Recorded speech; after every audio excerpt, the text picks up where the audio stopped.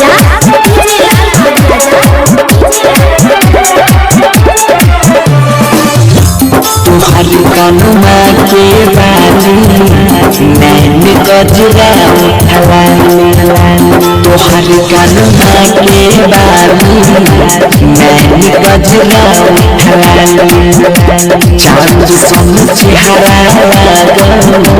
रूप से अमर पाली दीवाना होई गइया तोरा पर रानी गे तोहरे कनुआ के बाली नैन गजरा उठवानी चांद सन चेहरा रूप से अमर पाली दीवाना हम होई गइया तोरा पर रानी गे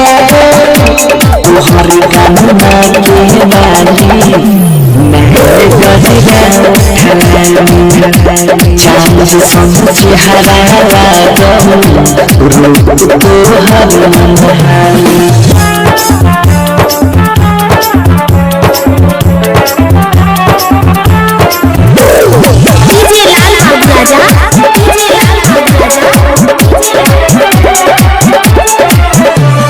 नजर से हमारा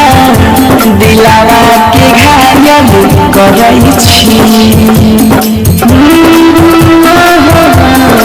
नजर से हमारा दिलावा के घायल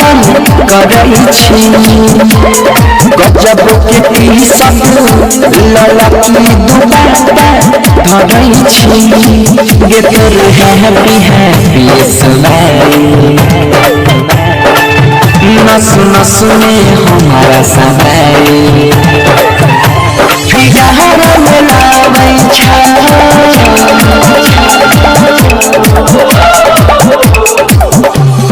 तोहरी कनुआ के बाली नैन गजरा उठवानी चांद सन चेहरा